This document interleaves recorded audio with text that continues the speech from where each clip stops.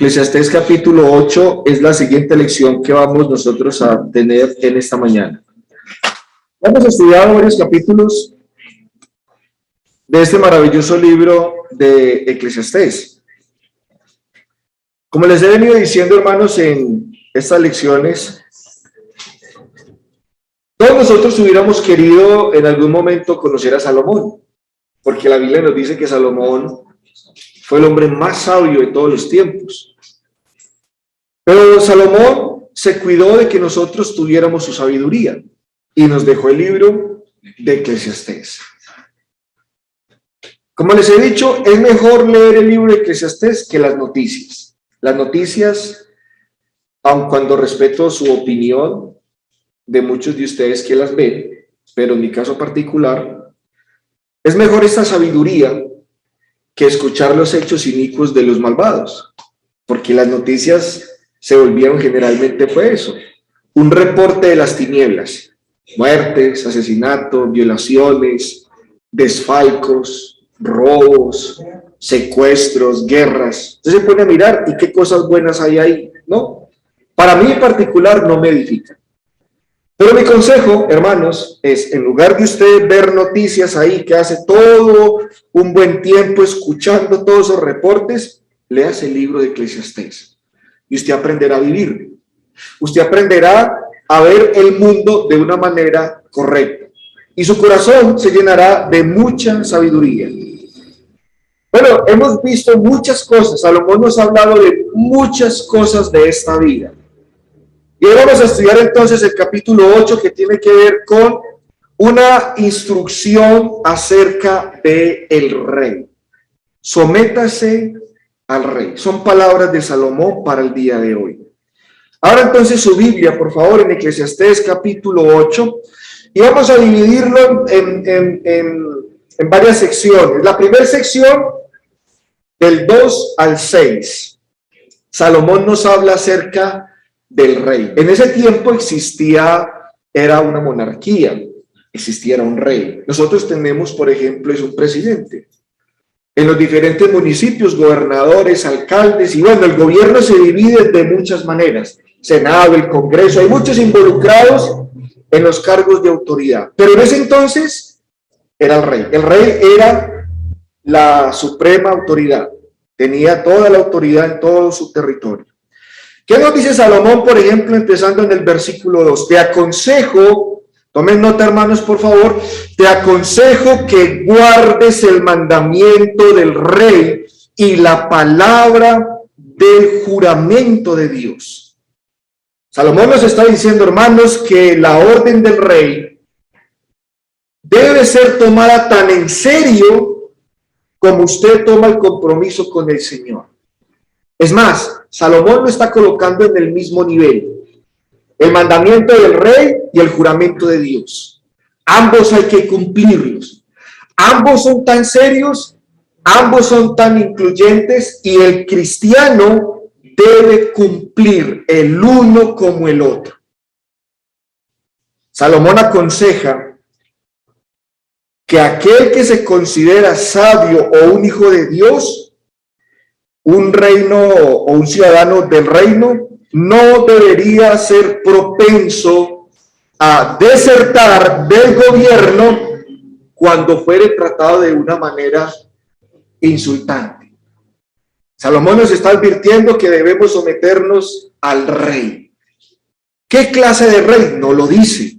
Si es bueno, si es malo, si sabe gobernar, si no sabe gobernar, si es justo o si es injusto, ahí no dice. Simplemente nos está diciendo, sométase al rey. El cristiano debe hacerlo. Y así como es tan serio el compromiso con Dios, es tan serio el compromiso con el rey. Estamos viviendo en épocas en donde se están eligiendo los diferentes gobernadores. Las próximas serán presidentes.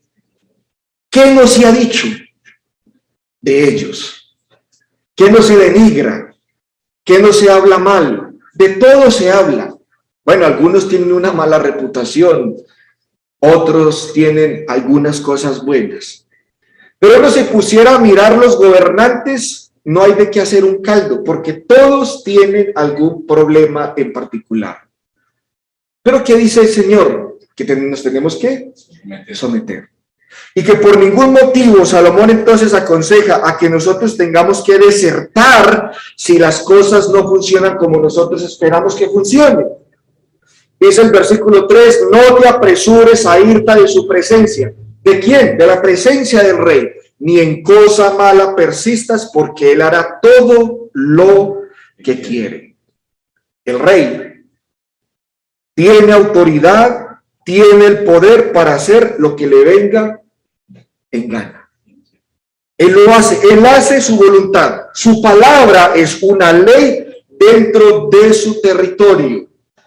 Y nadie, dice Salomón, se atrevería a cuestionar sus decretos, sus mandamientos.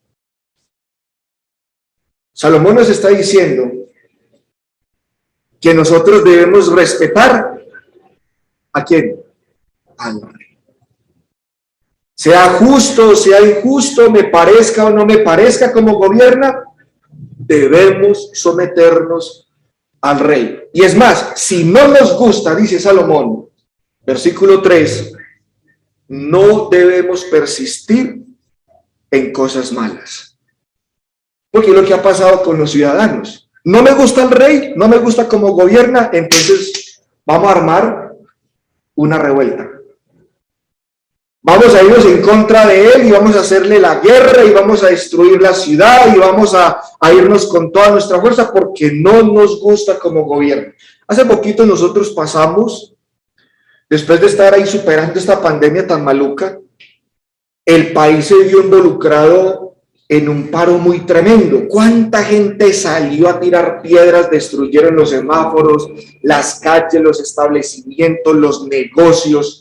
El vandalismo no es aceptable en los caminos del Señor. Y es más, Salomón nos está aconsejando que nosotros debemos respetar al rey y si no nos gusta, no debemos persistir en malas cosas. ¿Por qué? Porque dice, terminando el versículo 3, porque él hará todo lo que quiere.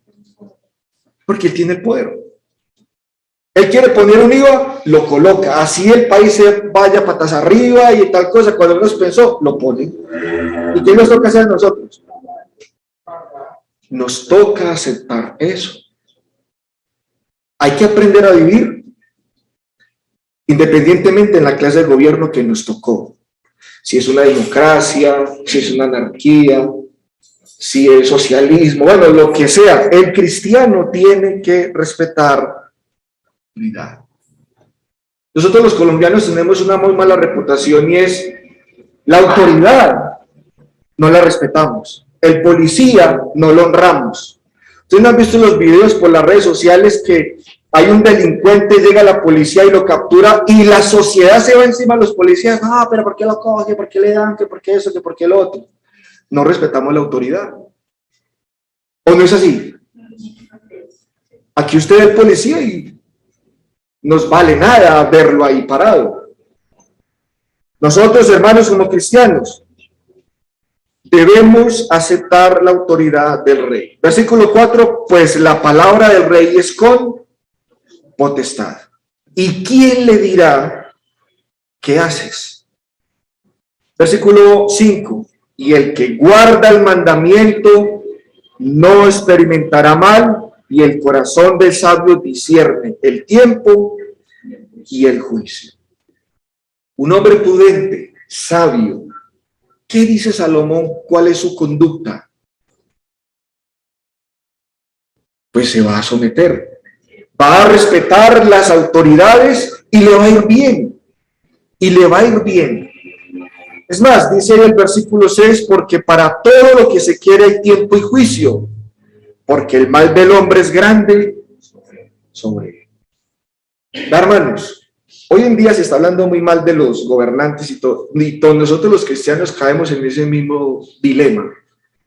Nos rascamos las cabezas porque vemos a este, luego vemos al otro, este tiene un problema, este también tiene otro chicharrón, este está untado, el otro también, y uno dice, pero bueno, ¿y para dónde cojo?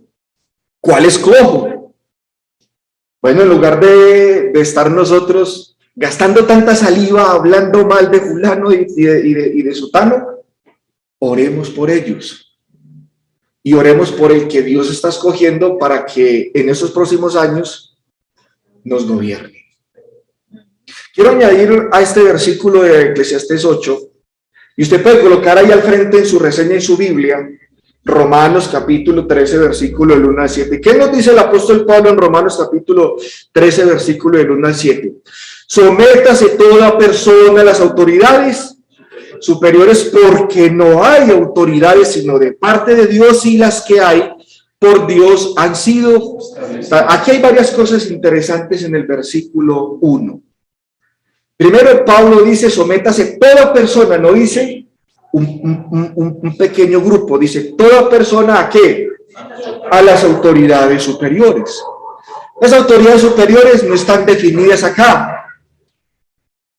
Comunismo, democracia, bueno, lo que sea, una monarquía, cualquier tipo de gobierno, hay que someternos.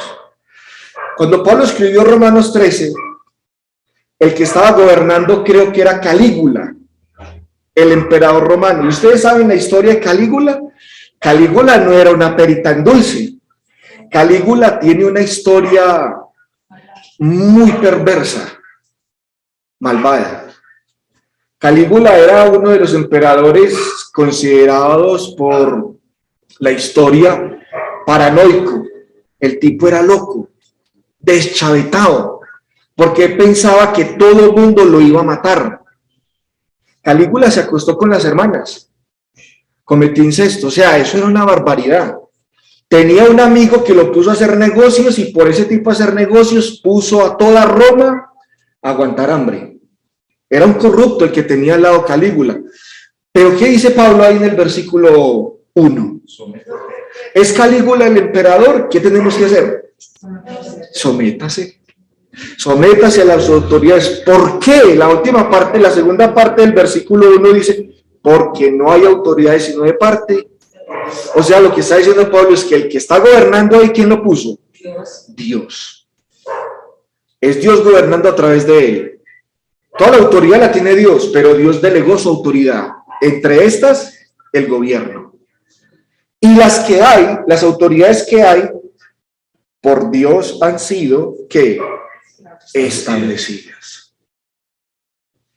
¿Qué dice el versículo 2? De modo que quien se opone a la autoridad, a lo establecido por Dios, resiste. Y los que resisten acarrean condenación para sí mismos.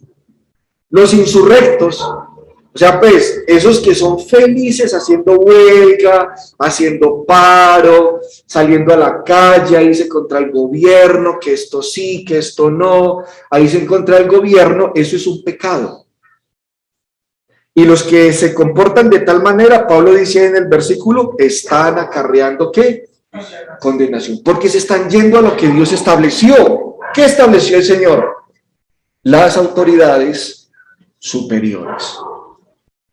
La autoridad hay que respetarla, independientemente de la clase de gobernador que sea, bueno o malo. Si es Calígula mismo, Nerón, hay que respetarlo porque Dios lo estableció ahí. Dice el versículo 3, porque los magistrados no están para infundir temor al que hace el bien, sino al malo. ¿Quieres pues no temer la autoridad? Haz lo bueno y tendrás alabanza de ella. ¿Qué me corresponde a mí como cristiano? Comportarme bien. Que el gobierno anda mal, eso no me da mi justificación ni vía libre entonces para yo hacer lo que yo quiera. Algunos tenemos esa filosofía. Pero es que están gobernando mal, entonces eso me da mi libertad para entonces yo también hacer ochas y panochas aquí entonces. No. ¿Qué dice Pablo ahí? El cristiano, ¿qué debe hacer? Haga lo bueno, compórtese. Que no es el mejor gobierno que nos tocó, no importa. Haga lo correcto. Y tendremos alabanza de ella.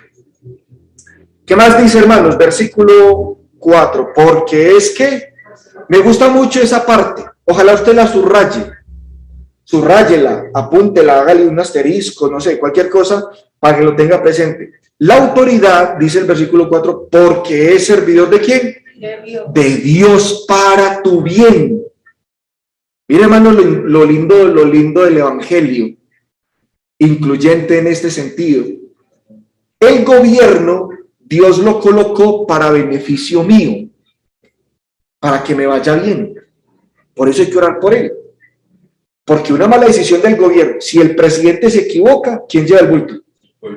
El pueblo. Yo he dicho, por ejemplo, con relación a la guerra de Rusia con Ucrania, para mí se equivocó el presidente de Ucrania poniéndose a pelear con Rusia. Tomó una mala decisión. ¿Y qué le pasó al pueblo? Ahí está. ¿Cuántos han muerto y cuánto les ha tocado a los ucranianos salir del país? ¿Por qué el presidente tomó una mala decisión? Dice el versículo 4, porque no en vano lleva la espada, pues es, vuelve y dice, servidor de Dios, vengador para castigar al que hace lo malo, por lo cual es necesario estarle sujetos, no solamente por razón del castigo, sino también por causa de la conciencia. No solamente hay que someternos temiendo que el gobierno, si yo infringo la ley, me va a castigar, sino que el cristiano, espiritualmente hablando, tiene una conciencia. Hermano, ¿cómo quedamos nosotros en nuestra conciencia infringiendo la ley civil? ¿Qué testimonio estamos dando nosotros los cristianos si rompemos la ley civil? Jesús nunca la rompió, ¿o sí? No, antes obedeció al rey. Versículo 6 entonces dice, pues por esto pagáis también los tributos, porque son servidores, vuelve y dice, de Dios que atienden continuamente a esto mismo. Versículo 7 entonces, pagad a todos lo que debéis, al que tributo, tributo, al que impuesto, impuesto, al que respeto, respeto, y al que honra, honra. Usted le debe al gobierno dos cosas, son dos deudas impagaderas.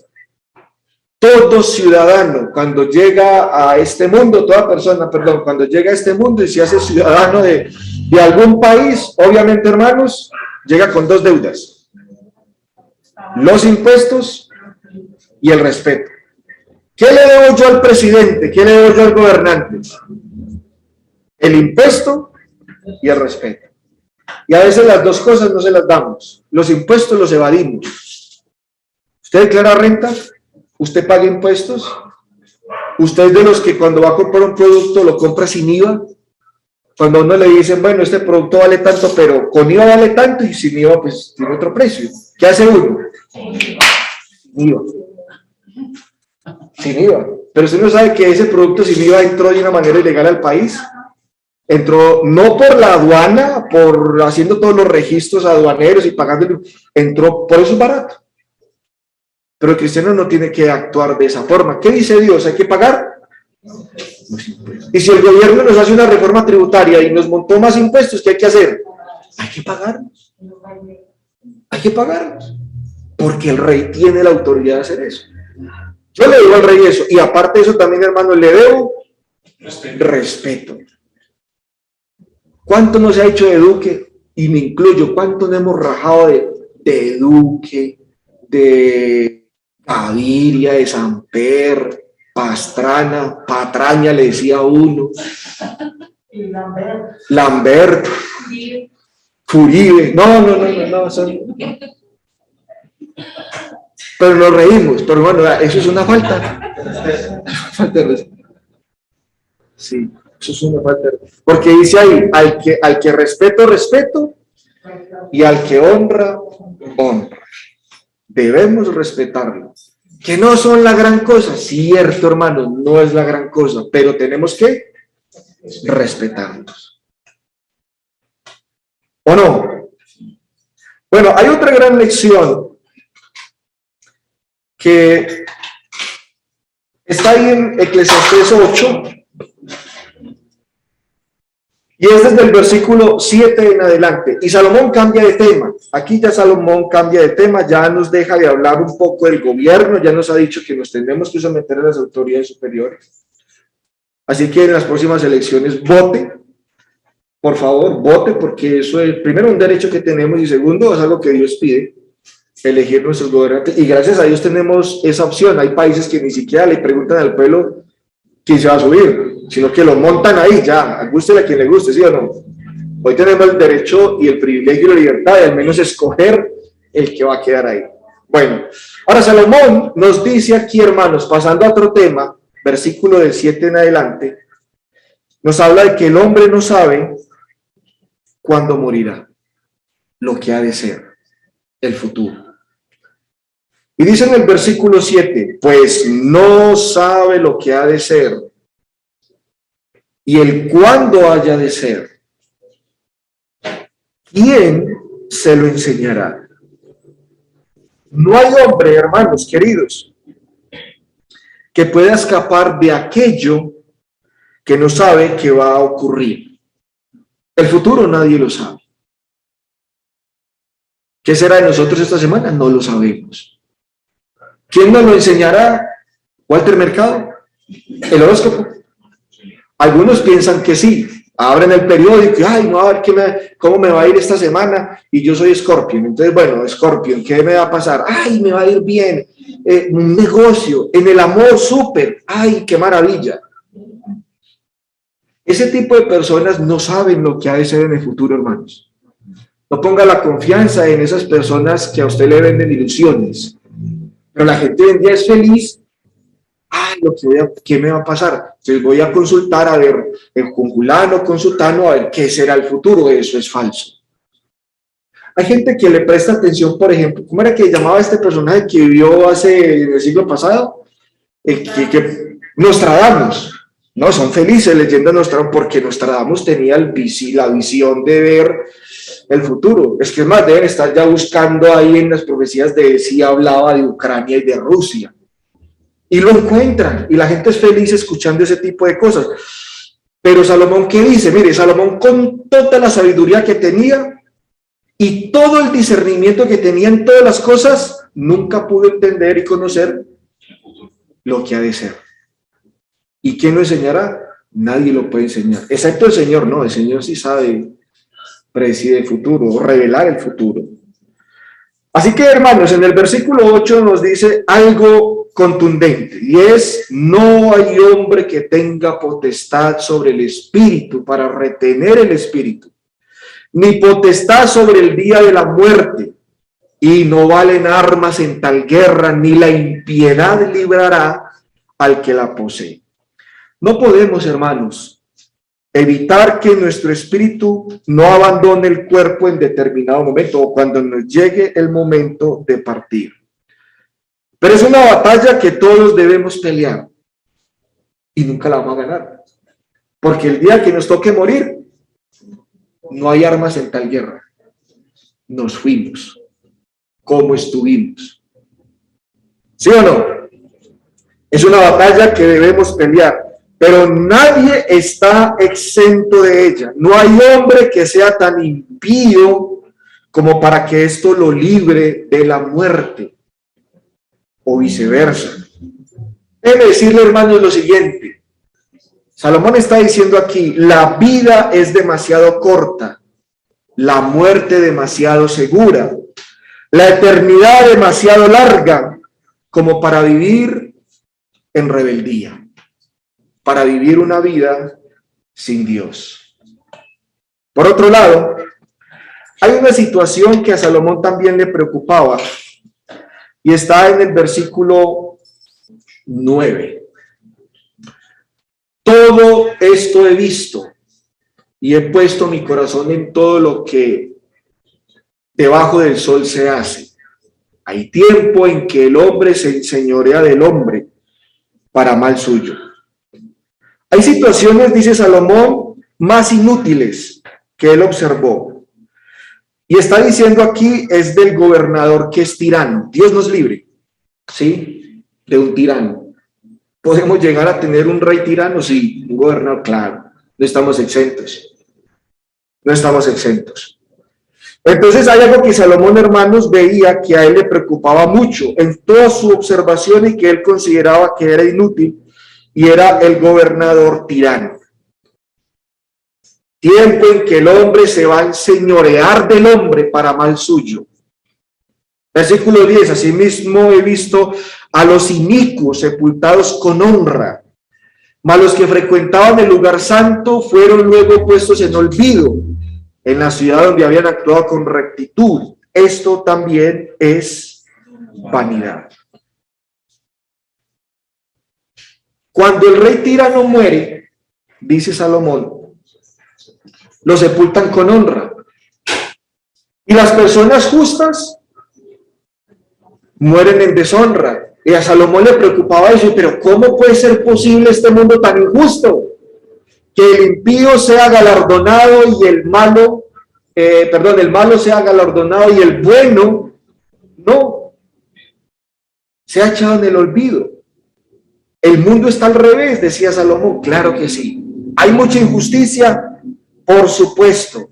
¿Y qué más dice, por ejemplo, en el versículo 11? Por cuanto no se ejecuta luego sentencia sobre la mala obra, el corazón de los hijos de los hombres está en ellos dispuesto a hacer el mal. Cuando el tirano muere, será echado en el olvido, dice Salomón, aun cuando haya tenido una buena sepultura. Pero por cuanto no hubo nadie que ejecutara una sentencia sobre la mala obra, entonces los hombres están dispuestos a hacer lo malo. Parece entonces que los reyes que van a reemplazar a este rey tirano no aprendieron de las experiencias del pasado. A pesar de que los tiranos no atinen a aprender las lecciones de la historia, y la historia sigue igual, y la realidad es esa, hermanos, de que el hombre no aprende de las malas obras, como lo está diciendo en el versículo 11. Como no se ejecuta luego sentencia sobre la mala obra, entonces el corazón de los hijos de los hombres están dispuestos a hacer. Entonces el hombre no aprende de los espejos. Y el rey que va a reemplazar al rey tirano seguirá siendo malo porque no aprendió del rey malo. La historia sigue igual. Pero entonces dos cosas, hermanos, llegó Salomón a la conclusión, con toda certeza, partiendo de esto que está diciendo aquí. Versículo 12, aunque el pecador haga mal 100 veces y prolongue sus días, con todo yo también sé que les irá bien a los que a Dios temen, los que temen ante su presencia. Dios, ¿qué dice, hermanos? Que aquel que hace lo bueno se comporta de una manera justa, así tenga un gobierno tirano, malo, le va a ir ¿qué? Bien. Dios lo va a ayudar. A esa conclusión llegó Salomón. Le va a ir bien. O sea, al bueno le va bien. Pero al malo, la segunda lección, 13, y que no le irá bien al malo, ni le serán prolongados los días, que son como sombra, por cuanto no teme delante de la presencia del Señor. Al malo no le irá bien, porque Dios le juzgará. Entonces, hermano, Salomón reconocía que no parecía correcto que a los justos se les tratara como a impíos y que a los impíos se les tratara como a justos. Versículo 14. Hay vanidad que se hace sobre la tierra, que hay justos a quienes sucede como si hicieran obras de impíos, y hay impíos a quienes acontece como si hicieran obras de ¿qué? De justos. Digo que esto también es. Mire, hermanos, colocando otra vez aquí en la mesa el campo político. ¿Ha habido gobernadores buenos? Sí. En la historia del país. Gente que uno ve que pintaba. ¿Sí o no? ¿Cómo es que? ¿Gaitán? ¿Galán? Galán. Buen hombre. ¿Y cómo murió? Murió de una manera muy triste. ¿Sí o no? Y los que quedaron gobernando, que sí son malos, ahí están. Entonces Salomón se preguntaba eso, hombre, ¿cómo es posible que el justo, hombre, tipo bueno, que pinta y termine mal? Y el impío, con todas sus obras, No.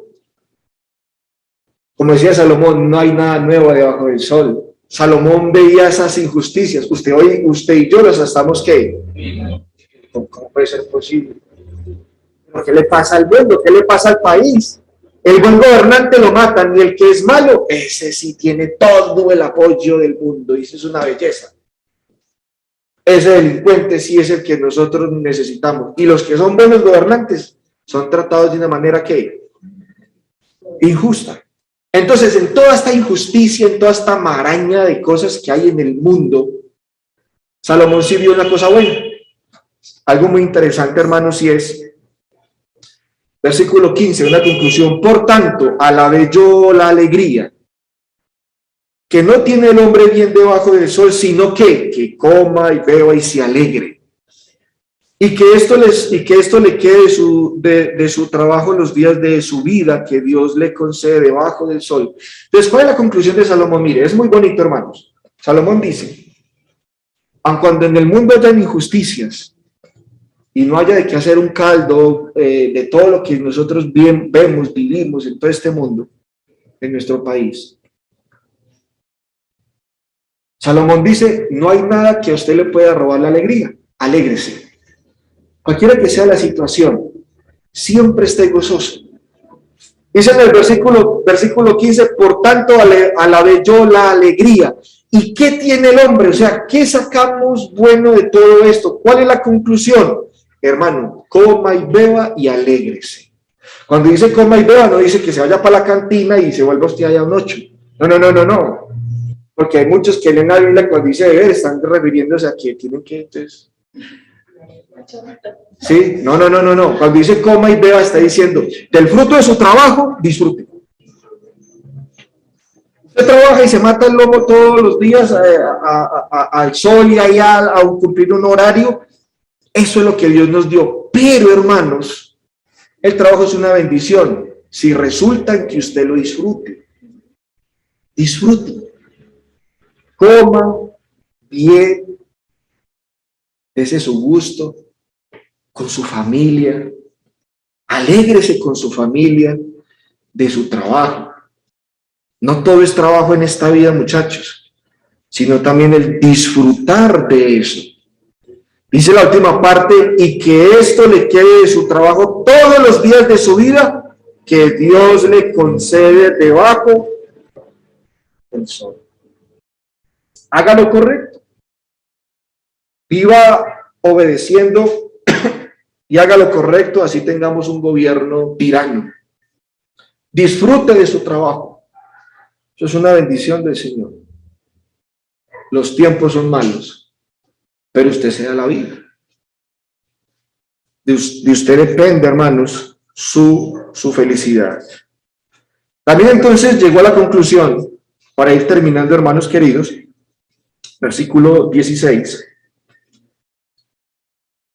de que lo mejor de un hombre que podía hacer es disfrutar obviamente del bien de su trabajo. Y cuando Salomón dedicó su corazón a conocer la sabiduría, se dio cuenta de que sin Dios, nada tiene sentido. Versículo 16, yo pues dediqué mi corazón a conocer sabiduría y a ver la faena que se hace sobre la tierra, porque hay quien ni de noche ni de día ve sueño en sus ojos. Versículo 17, y he visto todas las obras de Dios, que el hombre no puede alcanzar la obra que debajo del sol se hace, por mucho que trabaje el hombre buscándola, no la hallará. Aunque diga el sabio que la conoce, no por eso podrá alcanzarla.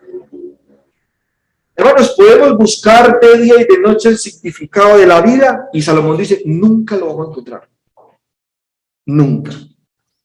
Incluso si el sabio cree que conoce la realidad de las cosas, pues no entiende los propósitos de Dios.